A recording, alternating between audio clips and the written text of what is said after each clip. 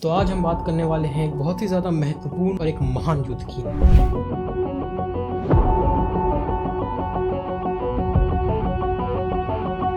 तो नहीं, मैं यहाँ पे महाभारत और रामायण के युद्ध की बात नहीं कर रहा, बल्कि ये युद्ध रामायण और महाभारत से भी पुराना है। ये युद्ध तब हुआ था जब भारत नाम का देश अस्तित्व में आने वाला था, लेकिन अब तक आया नहीं था। और इसीलिए ये युद्ध बहुत ही ज्यादा महत्वपूर्ण हो जाता है हर उस व्यक्ति के लिए जो अपने आप को भारतीय कहता है, क्योंकि इसी युद्ध की वजह से भारत को उसका नाम मिला और हमें हमारी पहचान। इस युद्ध को 10 राज्य युद्ध कहते हैं या फिर the battle of the 10 Kings.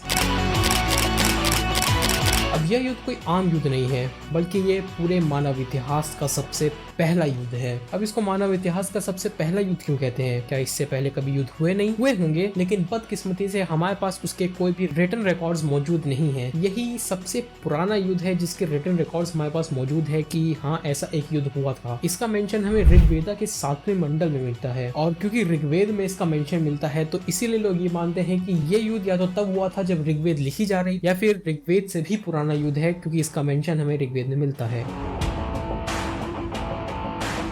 तो अब इसे 10 राज्य युद्ध क्यों कहते हैं, या फिर the battle of the 10 Kings क्यों कहा जाता है? क्या 5 किंग इधर और 5 किंग इधर और इन दोनों के फैक्शन में युद्ध हो गया था? नहीं, ऐसा नहीं है। अब एक राजा जिसका नाम संवरण है, उसने 10 कबीलों का एक संगठन बनाया, एक बहुत ही बड़ी आर्मी तैयार करी, और उस आर्मी ने अटैक कर दिया राजा सुदास के कबीले पर। और ये मत समझना कि ये युद्ध राज्यों के बीच हुआ था, क्योंकि ये बहुत ही ज्यादा पुरानी बात है, कम से कम 6 से 7 हजार साल पुरानी।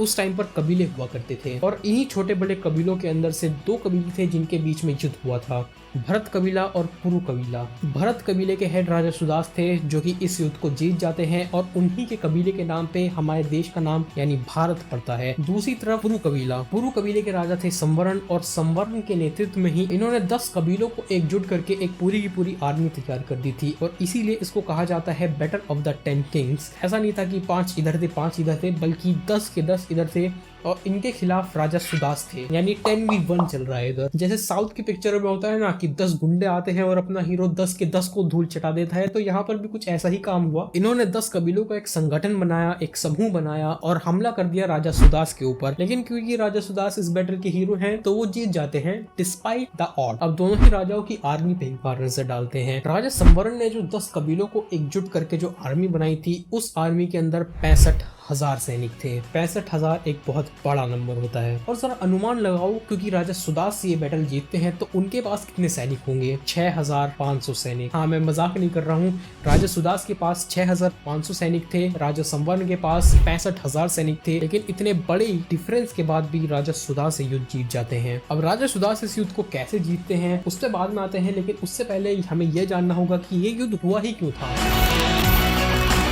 मेनली 3 कारण थे। दूसरा और तीसरा कारण था, वो कारण ज्यादा इंपॉर्टेंट थे जिसकी वजह से ये युद्ध हुआ था। अब सबसे पहला कारण था लैंड और रिवर्स। अब ये जो कबीले थे, ये आज के पाकिस्तान और जो इंडिया का पंजाब वाला एरिया है, ये सब कबीले उस जगह थे। और पंजाब की जो धरती है वो हमेशा से काफी ज्यादा फर्टाइल है, वहाँ पे काफी सारी नदियां बहती हैं, और इन्हीं नदियों की वजह से कि इनका पानी कौन लेगा या फिर जमीन हड़प ली, तो इस चक्कर में कबीलों के युद्ध हो जाया करते थे। बहुत आम बात थी। अब दूसरा कारण था भरत क्लैन की तरक्की, उनका राइज। भरत क्लैन काफी अच्छी तरीके से फल फूल रहा। जब भी तुम तरक्की की राह पे चलते हो, तो तुम्हारे आसपास वाले लोग हैं ना, उनकी आंखों में वो तरक्की खटकने लगती है। और वही चीज राजा सुदास के साथ भी हुई। उनका कबीला काफी अच्छी तरीके से फल फूल रहा था, और जो आसपास के कबीले थे उन्हें यह देख के बिल्कुल अच्छा नहीं लगा। तो इसीलिए भरत कबीले को उसकी जगह से हटाने के लिए इन सब 10 कबीलों ने एक समूह बनाया और युद्ध छेड़ दिया राजा सुदास के खिलाफ। अब ये 10 कबीले कौन थे? ये 10 कबीलों के नाम साइड में आ रहे होंगे। अनु कबीला, यदु कबीला, पक्ता, अलीन, भुलान, शेव कबीला, विशामीन कबीला, परशुआ कबीला, पुरु कबीला और मद्रा कबीला।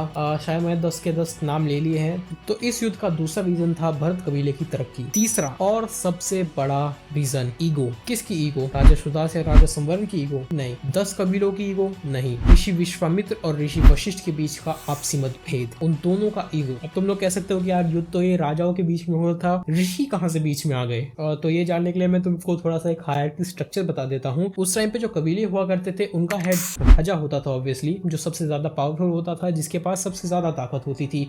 लेकिन उससे नीचे सेकंड इन कमांड हुआ करते थे पुरोहित। पुरोहित बेसिकली तुम कह सकते हो राजा के एडवाइजर्स हुआ करते थे, जो ये देखते थे कि राज्य को कितनी अच्छी तरीके से चलाना है। तो उस टाइम जो कबीलों के पुरोहित हुआ करते थे वो ऋषि मुनि या फिर पंडित होते थे, क्योंकि उन्हीं के पास सबसे ज्यादा ज्ञान होता था। वही एक राजा को अच्छी तरीके से गाइड कर सकते थे कि तुम्हें किस दिशा में जाना है। तो अब जो राजा सुदास के दादा थे, जो कि उस टाइम के भरत कबीले के हेड हुआ करते थे, उनके टाइम पे जो ऋषि विश्वामित्र थे वो पुरोहित के पद पे थे। तो जब राजा सुदास की बारी आई कबीले का राजा बनने की, उन्होंने ऋषि वशिष्ठ को अपना पुरोहित बना लिया। और ऋषि विश्वामित्र को तो ये देख के गुस्सा आ गया, वो तो क्रोध में हो गए कि भाई साहब मैं तुम्हारे दादा के टाइम पे से पुरोहित हूँ। तो यहाँ तो भाई ऋषि विश्वामित्र का ईगो हर्ट हो गया कि भाई साहब तुमने ऐसा कर कैसे दिया। तो ऋषि विश्वामित्र भरत कबीले को छोड़ के पुरु कबीले के पास चले गए, क्योंकि ऋषि विश्वामित्र पहले भरत कबीले में थे, तो उन्हें भरत कबीले की ताकतें और उनकी कमजोरी के बारे में पता था। अब उन्हें ये पता था कि अगर मैंने राजा संवर्ण को ऐसे ही युद्ध करने भेज दिया इससे, तो भाई साहब ये तो हार जाएगा, क्योंकि भाई राजा सुदास ताकतवर राजा था। तो इसीलिए ऋषि विश्वामित्र ने राजा सुदास से कहा कि भाई साहब अब बनाओ तुम अलायंस, ठीक है, बाकी कबीलों को जो भी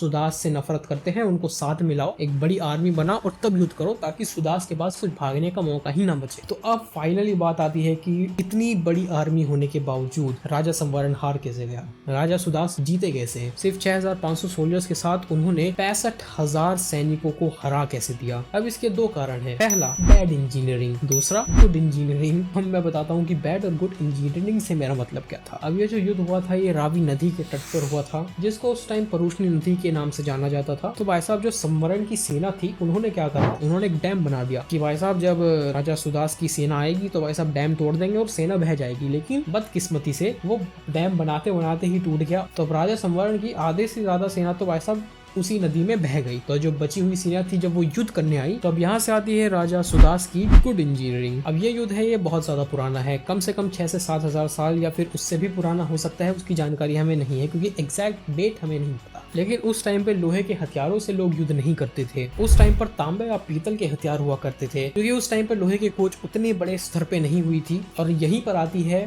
राजा सुदास और ऋषि वशिष्ठ की गुड इंजीनियरिंग। तो जो ऋषि वशिष्ठ थे उन्होंने लोहे की खोज कर ली थी, इन्हें पता था लोहा क्या है, तो उन्होंने लोहे से ही हथियार बनाए और सैनिकों को दे दिए। अब भाई लोहे के हथियार के आगे तो पीतल और तांबे के हथियार नहीं चलने वाले। तो जो बची कुची संवरण की सेना थी वो यहाँ पे खत्म हो जाती है, क्योंकि उन्हें एक्सपेक्ट ही नहीं था कि भाई साहब वो लोग लोहे के हथियार ले आएंगे, और लोहे के हथियार के आगे उनके तांबे और पीतल के हथियार नहीं चले। और इसी तरह राजा सुदास इस बैटल को जीत जाते हैं, राजा संवरण की बेवकूफी की वजह से और ऋषि वशिष्ठ की बुद्धि की वजह से। तो अब हिस्टोरिकल आर्काइव के दूसरे एपिसोड के अंदर इतना ही। अगर तुम्हारे पास भी कुछ इतिहास की इसी तरह की कहानियां हैं जो ज्यादा लोगों को नहीं पता, कमेंट सेक्शन में लिख सकते हो। हाँ, तब मेरा काम आसान हो जाएगा, मुझे ज्यादा टॉपिक नहीं ढूंढने पड़ेंगे। तो आज के लिए इतना ही, अब मैं तुमसे मिलता हूँ अगली वीडियो में।